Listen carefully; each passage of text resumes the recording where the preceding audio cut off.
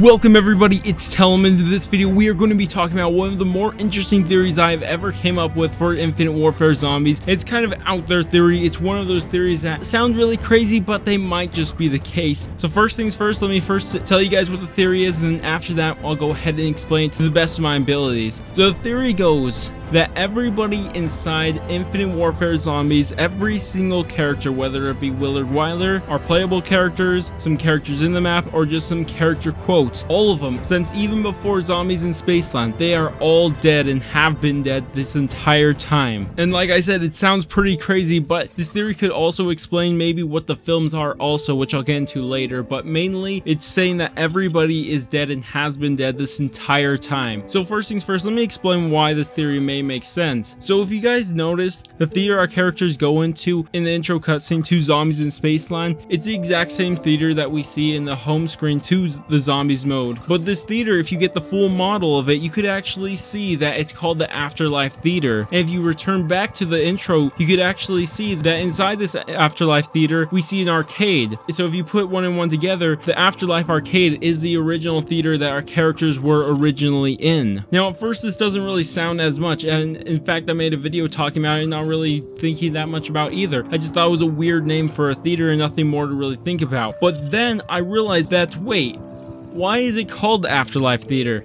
And this is of course going out on a little whim here, but what if the Afterlife Theater is the actual afterlife? What if that entire world they were in was the afterlife the entire time? Now that's the biggest leap you're going to have to take when you're listening to this theory. If you guys can't believe that, then of course you can't really go on any further with this theory, but that's the general idea, that it's called the Afterlife Theater and the Afterlife Arcade because it's the actual afterlife. And of course, like I said, that was the world they came from before they even went into the movie universes. Thus, our characters are dead even before they entered Zombies in Spaceland to start with. Now there's something else I want to point out, and this is pretty interesting. So it's this cipher from Raven the Redwoods, and it's a cipher that reads, "The soul key guides their damned souls to eternal salvation." I think this could relate to exactly what's happening, and it may explain what the films actually are. So it's saying they're damned souls, which of course if you're a damned soul, then of course you're like kind of on the bad side of the afterlife. But if you follow these soul keys, you'll be led to eternal salvation, which is pretty interesting because if you think about it, our characters for some reason have damned souls, but if they were alive, how would their souls already be damned before they even went and died in the first place? But if you could lead their damned souls to eternal salvation, then of course you could be leading from maybe hell or whatever to heaven or something like that. I'm pretty sure they're not going to be calling them hell and heaven, but it could be saying that.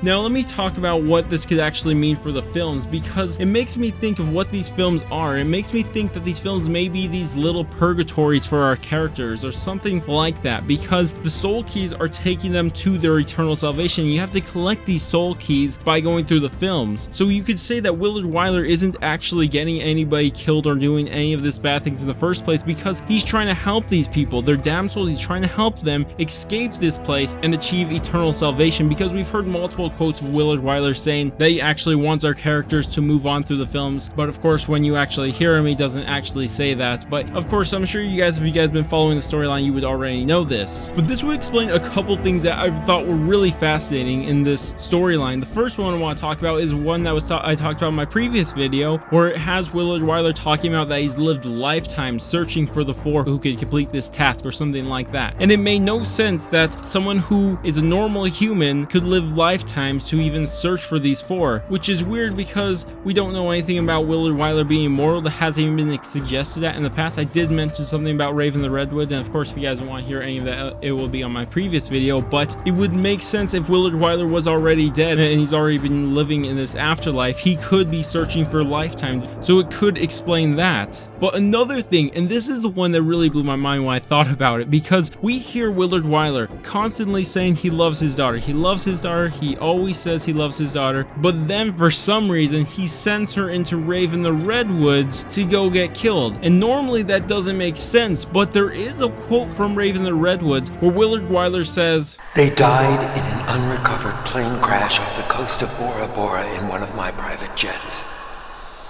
And it's weird to hear Willard Wilder say that his daughter died in a plane crash, because we never heard of Willard Wilder faking anybody else's death when he sent them into films. But if that's the case and his daughter actually died, maybe she was a damn soul too, so he's actually trying to help her. It would make some sort of sense if that was actually happening, because I can't think of any other way actually I could think of a couple other ways, but this would be one explanation to why Willard Wilder constantly says he loves his daughter but would still send her into rave, because if you could complete these films, at least one person, then you could help all these damn souls. Because we do hear another quote from Attack of the Radioactive Thing, Willard Wilder saying, The original 4 now must remain encased in this prison, as little more than supplemental aids, endlessly awaiting the 4 that can truly help me unravel this spider web.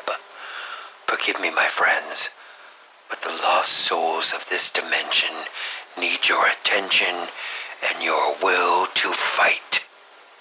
You shall be their beacon of light. Another quote inside Attack of the Radioactive Thing, I've spent lifetime searching. Is this all for naught? Shall I be punished further, trapped in this place? It matters not. I must persevere for them.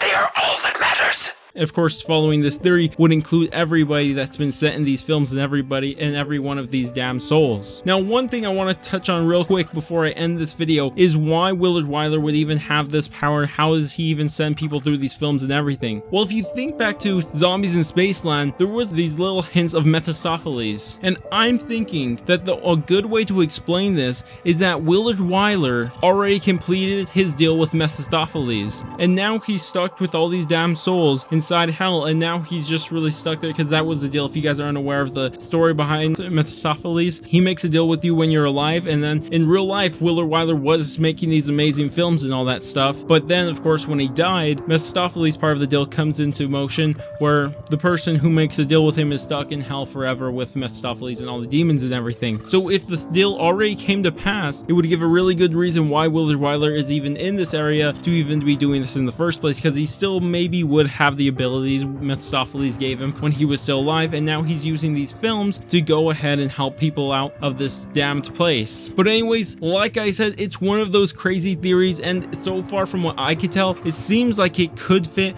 I know there are some problems every now and then, but they're nothing really breaking to really say that this theory makes no sense at all, at least that I'm aware of. But anyways, tell me what you guys think of it. I don't think it'll actually be the case. It would be crazy if they did though. It so far fits the storyline. But anyways, tell me what you guys think about this. Do you guys think it's absolutely crazy? Do you guys think that'd be cool if that's the case, but doubt it? Tell me anything you want to say. You could even expand on it if you want, or tell me why it's wrong, anything like that. But that's about it for this video. If you guys did enjoy this video, go ahead and thumbs up. If you guys want to stay tuned for content similar to this, go ahead and subscribe. But I'm gonna go, and I will catch you guys on my next video.